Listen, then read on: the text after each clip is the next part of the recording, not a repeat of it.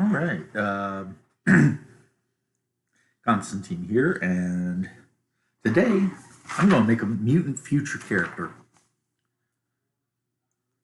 Mainly because it seemed like it'd be a cool thing to do. So here's my copy of the Mutant Future Revised rulebook from Goblinoid Games. I love Goblinoid Games. They did Labyrinth Lord, which Labyrinth Lord is an awesome game. And the best thing about it is you can get the no art PDF, I think, for free. So, but it's a great game. If you like old school BX, Labyrinth Lord is as good as any game out there, maybe. And they also have the advanced edition rules, which allows you to go to play, advanced edition. So even though I've been repping old school essentials a lot, and I did back the Kickstarter for the old school essentials advanced edition, um, Goblin Games was my first foray into OSR. And so any of the great creators out there making OSR products that have gotten a bit of my money, they really owe it all to Goblinoid Games.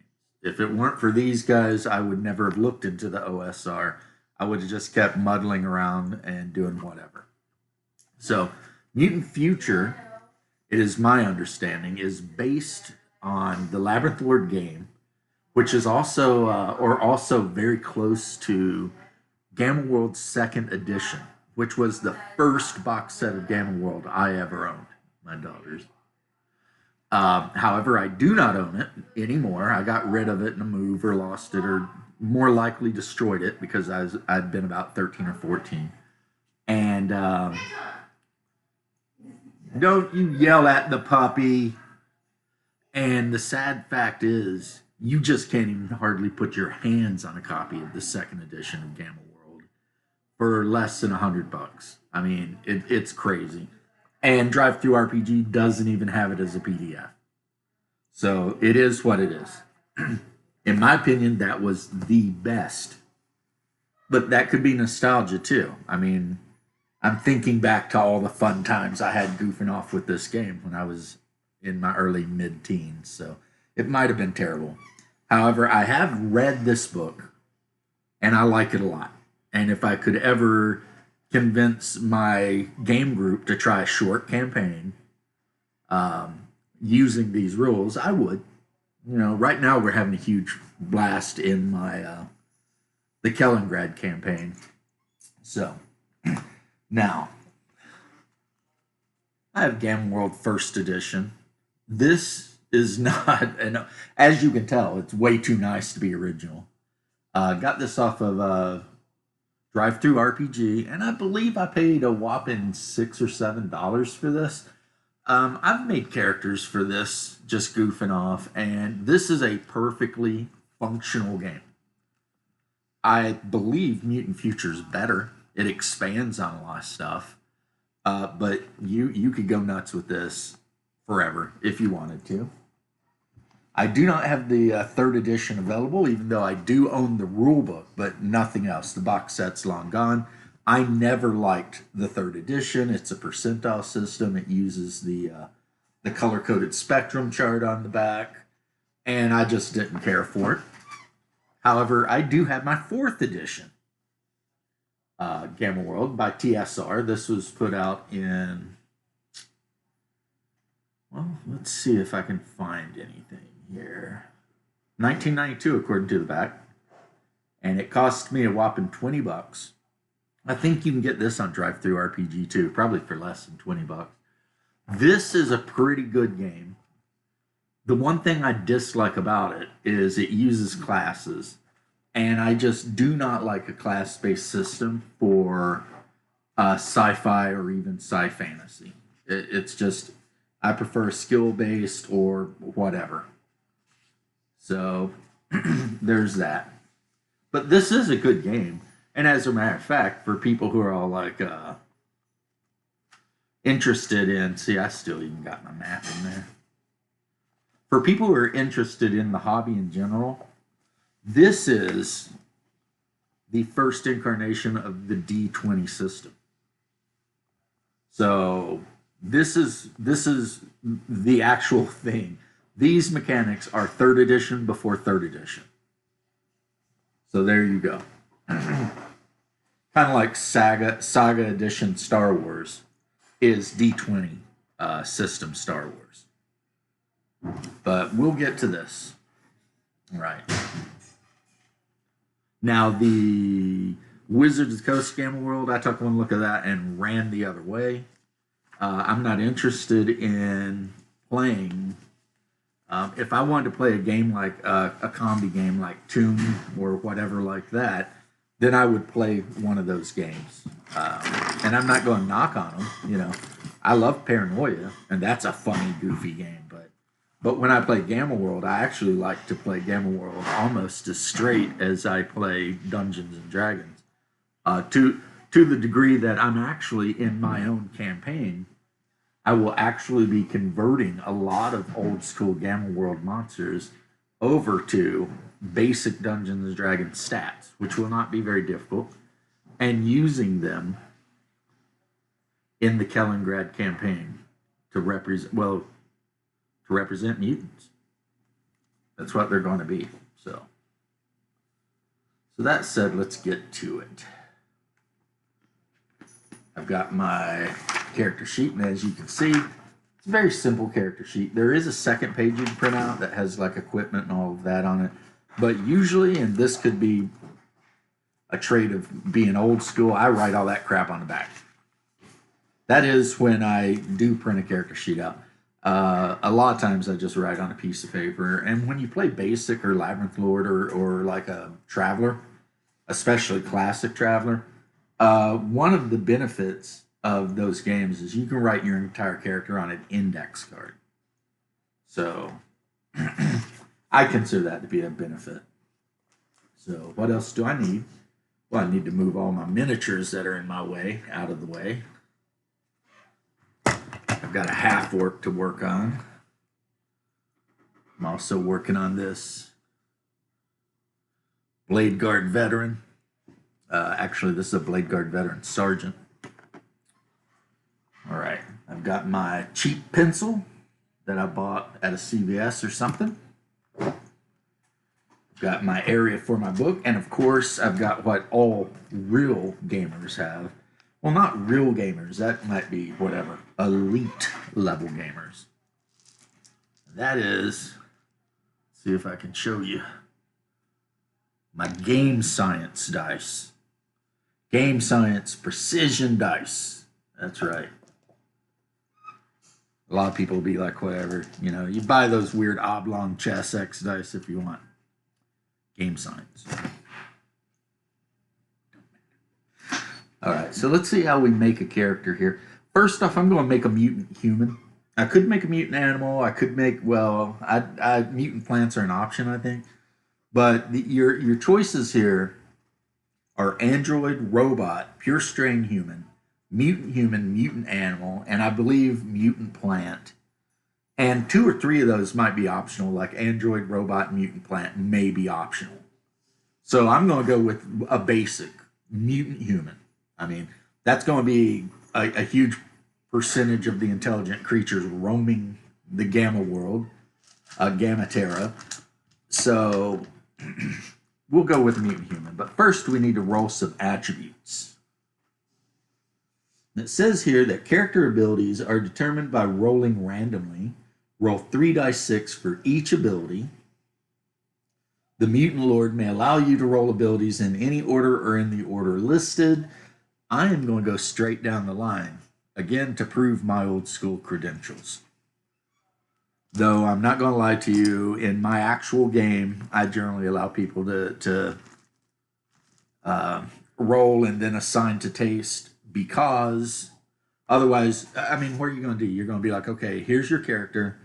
You have to roll 3 dice 6 straight down the line, and I also roll 4 and drop lowest. Because I think my players would have a revolution and overthrow me as their benign dictator if I didn't do that. But are you going to force them to keep, like, that's what you rolled, you got to keep it. and then they're forced to play a character they don't want to play, and then they're going to be pissed. So you might as well just let them swap it out. So if they wanted to play a thief, they can throw their high score in Dex. Otherwise, you can run the whole, well, you gotta make a new character, and then what? They're gonna make 50 characters until they get that one character. I have a player in my group, and he will know who he is. If I told him, make a new character, and you have to go by these rules, which I did in Dungeon Crawl Classics, you have to follow these rules. You have to make your whatever 0 level characters. You have to make 4 of them, and that's the one you pick for the funnel. And he asked me, do I have to just do it the first off? What if I want to play dwarves? What if I don't like what I get? Can I keep making more characters? And me and my naivety, even though I've been running games for like 30 years at this point, I said yes. He shows up with his funnel, and one of them's a dwarf with like every score is above a 15. It's like, and he's, I only rolled, I only did it like 4 times. It was like, yeah, but you did it 4 times, which means you actually rolled 16 characters to get the one you wanted. So we had a little bit of a tussle, and we eventually agreed to a compromise. But that's what a player will do. If you're telling, you got to follow these rules, but you can make as many characters as you want. Some dudes, or even chicks, I suppose, some players will sit down at a table and will roll 100 damn characters until they get, Hercules, or a demi-human, or not demi-human, the demigod. So it's easier to just tell them, look, 4 dice 6, assign to taste, deduct 2 from one to add 1 to another, but you can only do that twice, that whole thing. And in 5e, I actually preferred the what are they called? This is what happens when I go without drinking. I actually prefer the where you get to pick your attributes, like standard array. I actually prefer that. A lot of old school gamers who may see this might be like, yeah, that's crazy. The hell with standard arrays. But I prefer it. It's easier. Everybody, all the players feel like they're competitive or whatever. No one's sitting there with the. And I've had games where actually they were great games though. So I'm getting ready to counter my own point. I have had a few games where the one guy playing the thief, and oddly enough, the same guy currently now playing a dwarf, his character had not a score over a 14. Like his highest score was Dex was like a 14. And then one of our lady players, the wife of one of my long-term players, who herself is a really great player, she had a human fighter and didn't have a score under 14. She had like 2 18s on this character. And it was so weird, like the power level in the same group. And this was I want to say 3rd edition. Yeah, it was 3rd edition. But anyway, let's roll some stats. I've got my purple dice. These are actually my wife's dice. Her favorite color is purple, so I got her a bunch of dice. So let's see. The first thing I roll is a 4. I'm not going to do that. As a matter of fact, I'm going to go ahead and do my cheaty thing. Some people might call it cheating. Let's stick another game science cube in there. There we go. Okay, so I'm going to drop that 1, and we have a 15. A 15 strength. That's pretty good. It gives me a +1. You have to remember, in a lot of these old school games, the bonuses for having high attributes were much lower. So like in Basic, Labyrinth Lord, Old School Essentials, an 18 strength was a +3. And in some versions, it would be like a +2 to hit, +3 to damage, or +3 to hit, +4 to damage. It just really depended. Okay, so our dex is going to be, well, not so great. We have a 10 dex. I'm going to keep it. I rolled the dice. If they're going to come up like that, that's just how it's going to be. And a 10 dex gives me a no bonus to anything. So no AC modifier, no missile attack modifiers, nothing. Our constitution, is a 12. All right, that's above average. I can take it. I get no. Let's see. Do you get a no bonus? Intelligence. Intelligence. Not 16 intelligence though. So this guy is smart-ish. Well, no, 16 is definitely very intelligent. Does he get a bonus? He gets a plus 10% bonus to technology. And that is his ability to figure out how technology works. So that's good. Willpower. Willpower. Let's see. 6, 4. Okay, 14 willpower. Good. Good. However, willpower doesn't have any attribute bonuses or penalties or anything. That's just a straight up like use your willpower when you make attacks with certain abilities and stuff, and it also represents your ability to defend yourself from certain mutant abilities. Right? Yeah, it's a measure of your offensive and defensive, and then charisma, which everyone who's ever played D&D, no. So I got a 5, a 6, a 1, and a 3. So that gives me a charisma of 12, which is no bonus to anything. And I can have 4 retainers. And my retainers can have, they will have a morale of 7. Now there's some modifiers I need to, okay, charisma, racial modifiers. As a mutant human, I get bonuses for mutant animals and mutant plants, but actually I get bonuses for, okay. Hit points are a measure of a character's ability to take damage. Each character rolls a number of dice 6s equal to his final con. And that's your total hit points. All right. So let's see. We've got our basic androids, synthetics, replicants, mutant animals, mutant humans, mutant plants, pure strain humans. And as I said, I'm going to go with a mutant human. So let's move this right along. Mutant human. All right. A mutant human, I get 1 die 6, and I get 1 die 4 physical and mental mutations. So here's my die 4. This will be for physical. I have 1 physical mutation. Okay. Hopefully it's good. And 2 mental mutations. All right. Let's see what we got here. I'm not going to roll my hit points until I roll my mutations, because you can get like,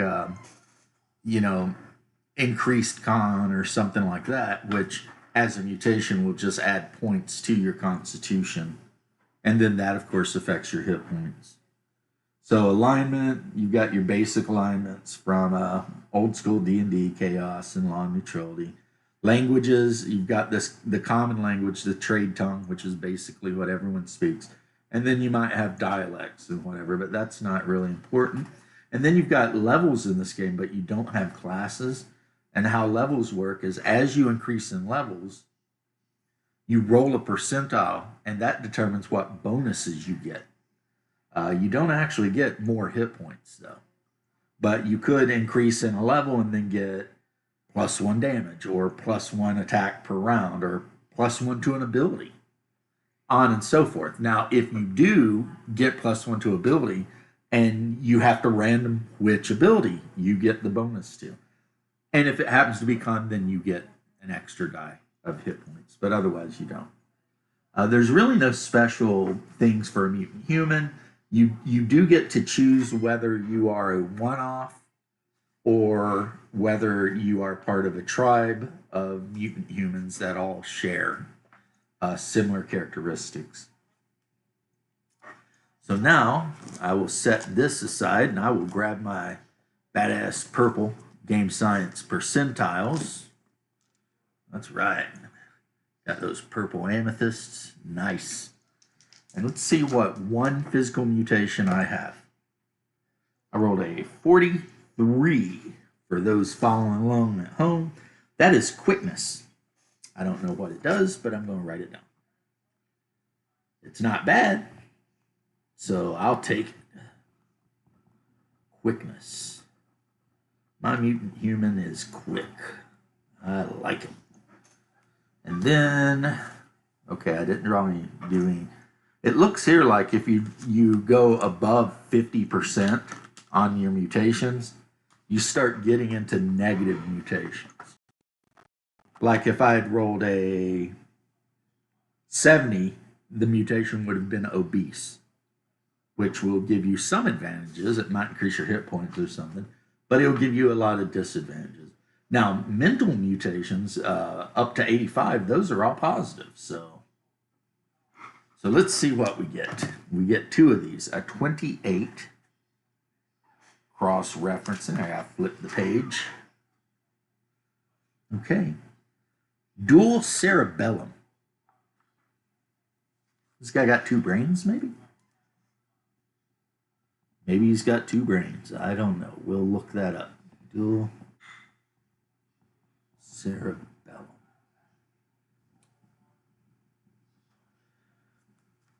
And boom, boom. Oh, 7. Is that good? Acute hyper healing.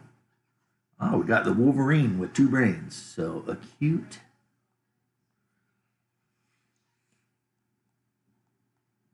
hyper healing. And then we'll look up real quick and see what that means. And believe it or not, other than buying equipment, that's really all there is to making a character here. So let's see.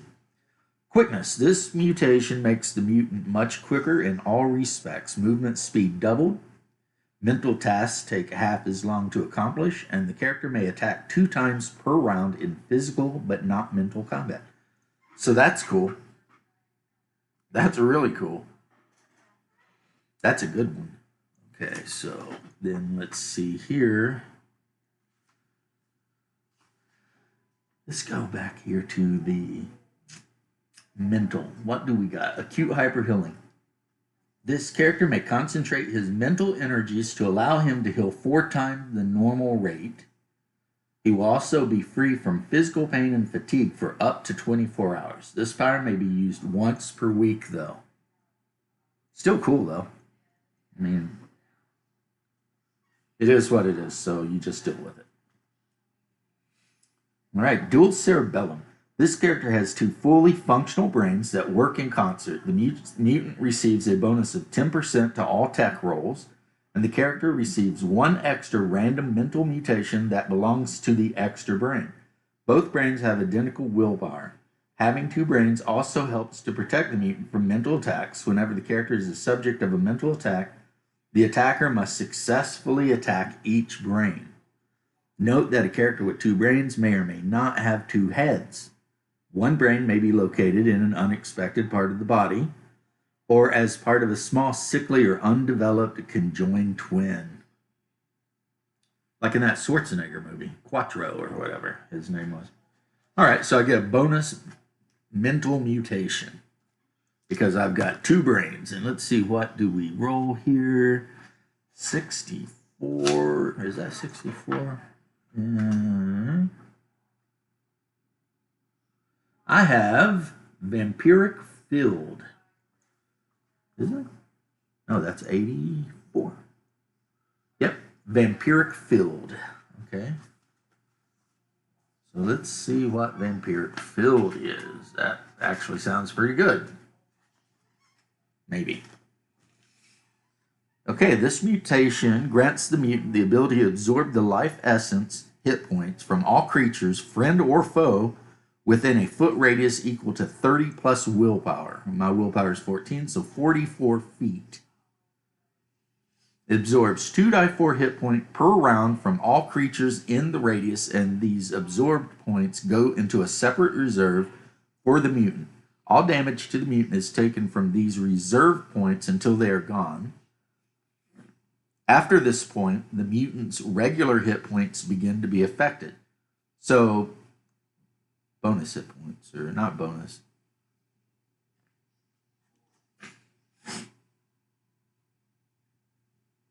It says here, stored hit points disappear after 24 hours. But I can use it as much as I want, apparently. So that's good. So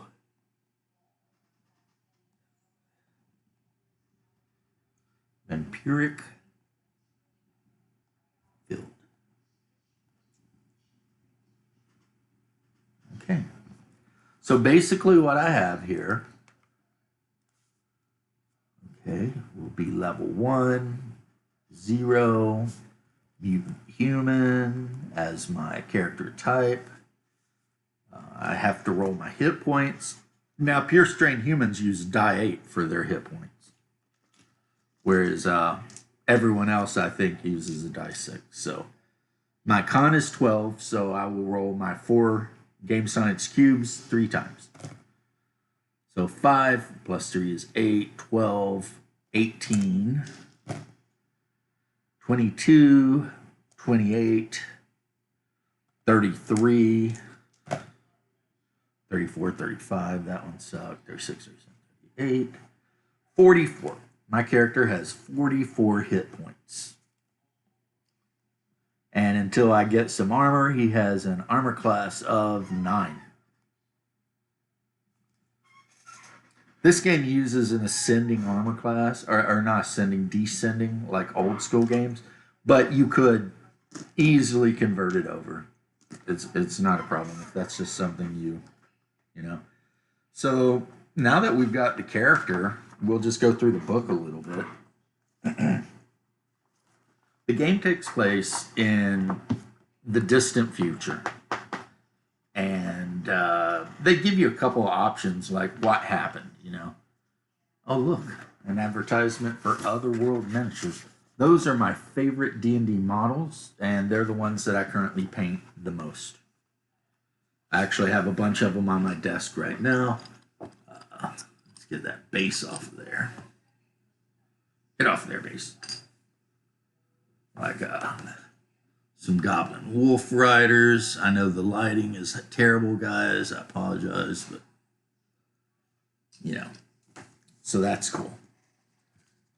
So at some point in the distant future, something bad happened. Civilization on Earth or wherever. This doesn't have to be Earth. This could be a colony world somewhere, if that's what you want to do. Gives you a couple cool hex sheets back there. You can. I got the PDF and the thing, so I could always just print these out. And pretty much the adventure. Oh, it's got rules for combining this game with Labyrinth Lord,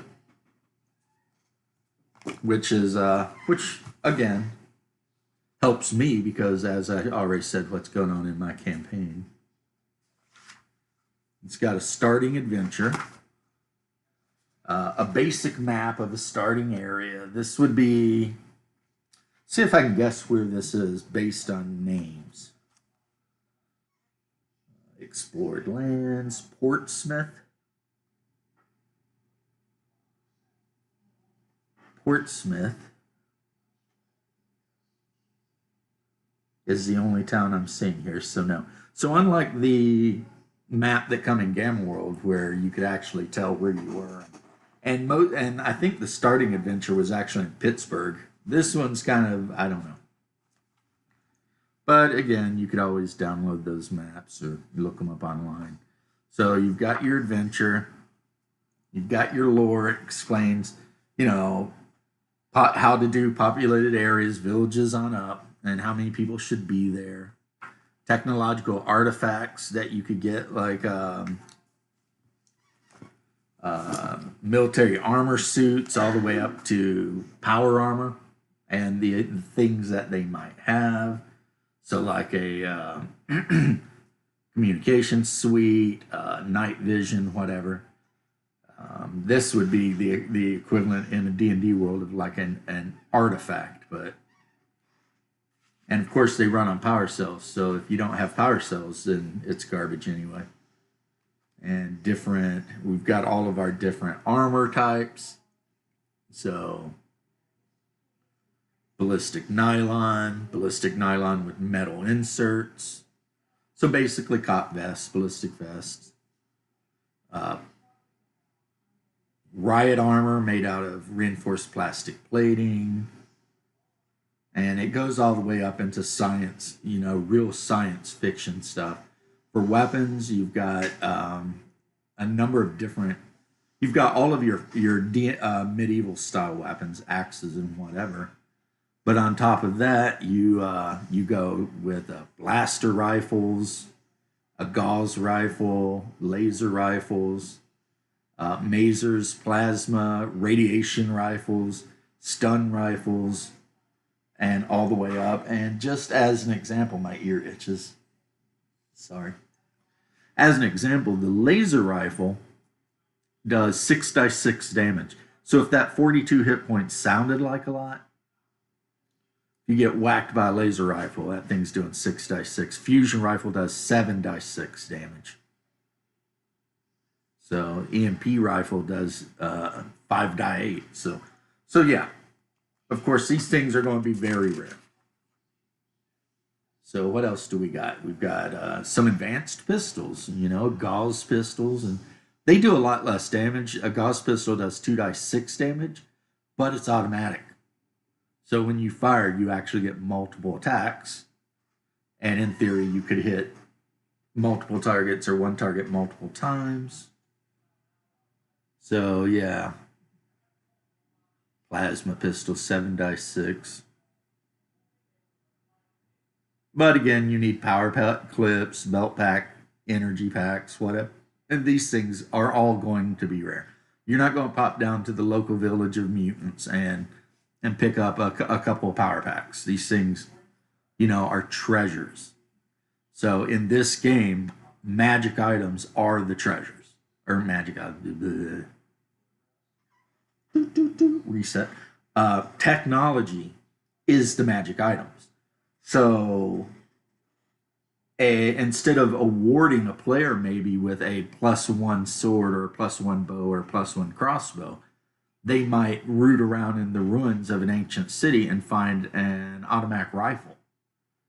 And when most people are running around with bows, crossbows, maybe on the high end, muskets as something you could actually buy, the guy cruising about with, like picture Mad Max, the guy cruising about with an AR-15 and a magazine of ammo has a severe advantage. Of course, the penalty being ammo. So as a player character, you really have to ask yourself every time you want to use that tech item, you have to ask yourself, how important is this? Because ammo is not something you're going to commonly find. And again, it's not something you're going to be able to buy just anywhere. It's no longer being manufactured. The level of technology is just about Revolutionary War, America level of technology, 15, 16, 1700s, that era. So, rifled muskets aren't even a thing in this game unless you want to make them. I mean, you could, as the GM of this game, you could throw out all the stops and just say, to hell with it. It's like Mad Max. And, somewhere there are towns, making this stuff. And you could even have a whole quest where the players hear about a mountain of gods or whatever, then you have to journey all this way and fight all these things. And then when you get there, there's an automated arms factory still cranking out ammo, something like that. You could do that, and that would maybe be very interesting. Or you could go the exact opposite way, where every damn shotgun round is a minor treasure. Like the players are hoarding these things, and they're only breaking it out if they get attacked by like a really big evil bad guy. And the ball bat or the shovel or axe or whatever they normally carry just ain't going to cut it. It's time to whip out the 357, So, and of course, they have all of that too. So if you wanted to play a game that didn't have lasers and all that sort of stuff in it, you easily could just by using this weapons list, which has automatic pistols, black powders, revolvers, submachine guns, carbines, automatic rifles, sporting rifles, black powder rifles, some muskets, pretty much, shotguns, cannons, grenade launchers, and machine guns. And as an example, most of these things do very low damage. You think, like the automatic pistol does 1 die 10 damage, but it's automatic.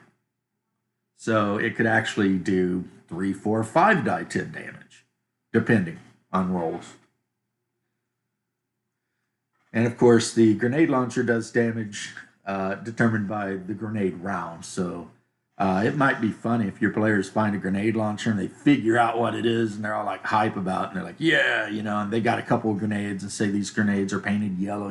There's a bit of yellow paint still hanging on that hasn't chipped off, and let them draw the conclusions in the world that they want to, and they encounter the big bad guy and they chuck a flare at it, which would really just piss them off. So you have your treasure lists, which anyone who ever played any version of old school D&D will recognize. That's for those people, and I'm one of those people 99% of the time that likes just random treasure. It's just easier. And you've got all your monster encounter charts. You've got a whole bestiary here. So stink beetles, giant toads, spider goats, and you got mundane creatures too: snakes, giant spider, sky rays, whatever, and carnivorous sheep, because why not? Skin stillers. I think the skin stiller is basically the mutant version of parasitic humans. So it's pretty much a doppelganger. Rot dogs, rock shells, rot worms, rhinoceros. So raboxin. It's a mutant rabbit the size of an ox. I think a show to watch that would be pretty awesome. And there's a book too. I think it was called After Man or something like that, where the guy went into detail about how animals would evolve in an event where humanity or a huge portion of life on Earth died. You got your pigmen, and they're basically militant orcs. The picture's kind of cool because it's a bunch of pig-faced orcs with AK-47s. And they've got pretty good armor thing for the whole tribe. However, there's a lot of them encountered. Let's see, they travel in groups. They never stray far from each other. They have negative empathy. So they've learned to communicate at distance using hand signals. They exchange mates between groups through lengthy rituals. All right. They generally have mutations: bizarre appearance, energy ray, negative empathy, thermal vision, so night vision. But they've got an energy ray, and their armor or their horde class is 11. So a horde class 11, you could actually see. You look here.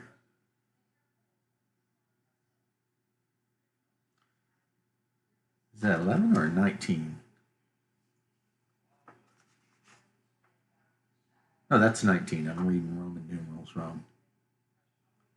19. Let's see. Technological artifacts.